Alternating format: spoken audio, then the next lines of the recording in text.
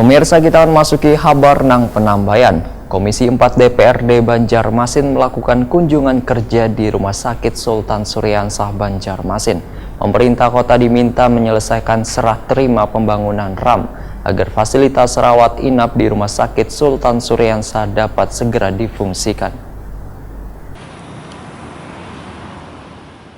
Komisi 4 DPRD Banjarmasin melakukan kunjungan kerja di Rumah Sakit Sultan Suryansah Banjarmasin jelang hari Rabu 22 Januari 2020. Wakil rakyat Banjarmasin ini pun berkeliling memantau rumah sakit yang berada di Jalan RK Ilir, Banjarmasin Selatan ini. Menurut Ketua Komisi 4 DPRD Banjarmasin Matnor Ali, Waheritakuni Prima TV di sela-sela kunjungan meminta pemerintah kota menyelesaikan serah terima pembangunan RAM agar fasilitas rawat inap di Rumah Sakit Sultan Suryansah dapat segera difungsikan. Karena fasilitas tersebut sangat dibutuhkan untuk membawa pasien ke lantai atas atau ke ruang rawat inap. Politisi Partai Golkar ini pun menyatakan, dengan berfungsinya RAM tersebut, maka pihak rumah sakit dapat menggunakan tempat tidur sebanyak 100 unit di ruang rawat inap. Ini nang dapat difungsikan kadang menggunakan RAM hanya 30 unit tempat tidur. Menurut Matnor Ali, RAM ini sebagai jalur alternatif untuk membawa pasien yang kada bisa menggunakan tangga agar bisa dirawat inap di lantai atas. Sementara untuk lift masih belum bisa difungsikan lantaran menunggu proses penambahan daya listrik. Pentingnya adalah RAM. RAM itu adalah yang memerlukan pasien bisa naik ke atas, sehingga bisa menggunakan orang rawat inap di atas itu yang sudah tersedia, bed yang 100 itu bisa digunakan, ya, bisa digunakan. Sementara ini masih kurang lebih 30 bagi orang yang bisa naik tanpa RAM ya. Bagi orang yang semestinya digotong dengan kursi roda tidak bisa naik karena pertama liftnya tidak ada, yang kemudian RAM-nya tidak bisa naik dikarenakan masih belum diizin oleh PUPR.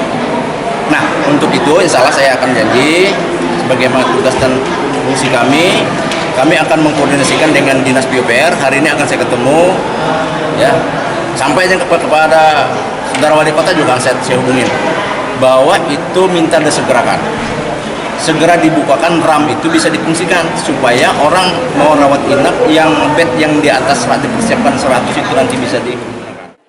Kepala Dinas Kesehatan Banjarmasin Mahli Riyadi mengakui bila RAM ini belum bisa difungsikan. Padahal Rumah Sakit Sultan Suryansah sudah memiliki ruang rawat inap dengan kapasitas tempat tidur sebanyak 130 unit. Jika RAM ini bisa digunakan, maka pasien bisa menggunakan rawat inap di lantai atas. Kita sudah melakukan koordinasi dengan Kepala Dinas PUPR untuk mensegerakan serah terima pembangunan RAM itu, karena jujur saja memang kita sangat memerlukan RAM itu agar penambahan bed 100 tempat untuk pasien itu bisa kita gunakan. Dan beliau berjanji dalam minggu ini juga insya Allah akan segera bisa difungsikan. Sudah kita lakukan koordinasi.